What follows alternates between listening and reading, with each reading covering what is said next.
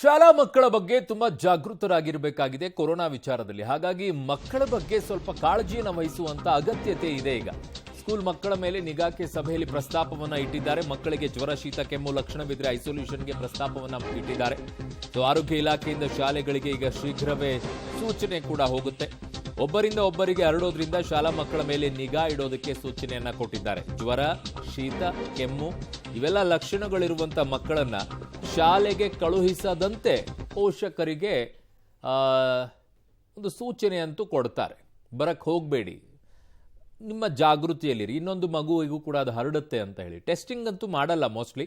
ಜ್ವರ, ಶೀತ, ಕೆಮ್ಮು ಲಕ್ಷಣಗಳಂತ ಬಂದರೆ ಮನೆಯಲ್ಲೇನೆ ರಿಕವರ್ ಆಗಿ ಆಮೇಲೆ ಶಾಲೆಗೆ ಬನ್ನಿ ಅಂತ ಹಿಂದೆಯೂ ಈ ರೀತಿಯಾದಂಥ ಸೂಚನೆಗಳನ್ನು ಕೊಟ್ಟಾಗಿದೆ. ಹೊಸದೇನಲ್ಲ, ಅದನ್ನೇ ಮತ್ತೆ ಜಾರಿಗೆ ತರೋ ಕೆಲಸ ಮಾಡ್ತಾ ಇದ್ದಾರೆ.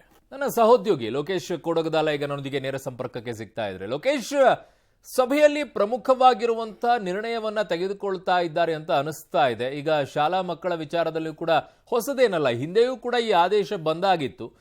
ನೆಗಡಿ, ಜ್ವರ, ಕೆಮ್ಮು ಇದ್ರೆ ಬರಕ್ ಹೋಗಬೇಡಿ ಅಂತ ಹೇಳಿ ಪೋಷಕರಿಗೆ ಸೂಚನೆಯನ್ನ ಕೊಡೋದು. ಅದನ್ನ ಟೆಸ್ಟಿಂಗ್ ಮೂಲಕ ಏನಾದರೂ ತೆಗೆದುಕೊಳ್ತಾರಾ ಇಲ್ಲಿ, ಅಥವಾ ಟೆಸ್ಟಿಂಗ್ ಇಲ್ದೇನೆ ಅವ್ರ ಪಾಡಿಗೆ ಅವರು ಬರಕ್ ಹೋಗಬೇಡಿ ಅಂತ ಹೇಳ್ತಾರಾ? ಅದು ಇಂಪಾರ್ಟೆಂಟ್ ಅಲ್ವಾ? ಅರುಣ್, ಖಂಡಿತವಾಗೂ ಟೆಸ್ಟಿಂಗ್ ಅನ್ನ ಇಲ್ಲಿ ಗಮನದಲ್ಲಿ ಇಟ್ಕೊಂಡು ಈ ನಿರ್ಧಾರವನ್ನ ಕೈಗೊಳ್ತಾರೆ ಅನ್ನುವಂಥದ್ದು ಕಾದು ನೋಡಬೇಕಾಗಿದೆ. ಆದರೆ ಸದ್ಯಕ್ಕೆ ಯಾರಿಗೆ ಪಾಸಿಟಿವ್ ಆಗುತ್ತೆ, ಆ ಪಾಸಿಟಿವ್ ಆಗಂತ ಶಾಲಾ ಮಕ್ಕಳ ಸಂಪರ್ಕಕ್ಕೆ ಯಾರೆಲ್ಲ ಬಂದಿರ್ತಾರೆ ಅವ್ರಿಗೆ ಮಾತ್ರ ಟೆಸ್ಟ್ ಮಾಡಬೇಕು ಅಂತೇಳಿ ಒಂದು ಸೂಚನೆಯನ್ನು ಹೊರಡಿಸುವ ಸಾಧ್ಯತೆ ಇದೆ. ಶಾಲಾ ಮಕ್ಕಳಲ್ಲಿ ಏನಾದರೂ ರೋಗ ಲಕ್ಷಣಗಳು ಕಂಡು ಬಂದರೆ ಅಂಥವರು ಶಾಲೆಗೆ ಬರೋದು ಬೇಡ ಅನ್ನುವಂಥ ನಿರ್ಧಾರವನ್ನ ಶಿಕ್ಷಣ ಇಲಾಖೆಗೆ, ಆರೋಗ್ಯ ಇಲಾಖೆಯಿಂದ ಪ್ರಸ್ತಾವನೆ ಹೋಗುತ್ತೆ. ಶಿಕ್ಷಣ ಇಲಾಖೆ ನಿಯಮವನ್ನು ಹೊರಡಿಸಬಹುದು ಅಂತ ಹೇಳಲಾಗ್ತಾ ಇದೆ. ಸಭೆಯಲ್ಲೂ ಕೂಡ ಈಗ ಶಾಲಾ ಮಕ್ಕಳ ಬಗ್ಗೆ ಹೆಚ್ಚು ನಿಗಾವನ್ನು ವಹಿಸಿ ಅಂತೇಳಿ ಒಂದು ಚರ್ಚೆ ಆಗಿರುವಂಥದ್ದು. ಯಾಕೆಂತಂದ್ರೆ ಈ ಅಲೆಯಲ್ಲಿ ಪ್ರಮುಖವಾಗಿ ಮಕ್ಕಳು ಮತ್ತೆ ವಯಸ್ಸಾಗಿರೋರಿಗೆ ಬೇಗ ಸ್ಪ್ರೆಡ್ ಆಗುವ ಸಾಧ್ಯತೆ ಇದೆ. ಹಾಗಾಗಿ ಮತ್ತೆ ಶಾಲಾ ಮಕ್ಕಳು ಅಂದ್ರೆ ಶಾಲೆಗಳು ಕೊರೋನಾ ಸೆಂಟರ್ಗಳಾಗಬಾರ್ದು ಅಂತ ನಿಟ್ಟಿನಲ್ಲಿ ಆರೋಗ್ಯ ಇಲಾಖೆ ಈಗ ಯೋಚನೆ ಮಾಡಿ ಒಂದು ನಿರ್ಧಾರಕ್ಕೆ ಬರ್ತಾ ಇರತಕ್ಕಂಥದ್ದು.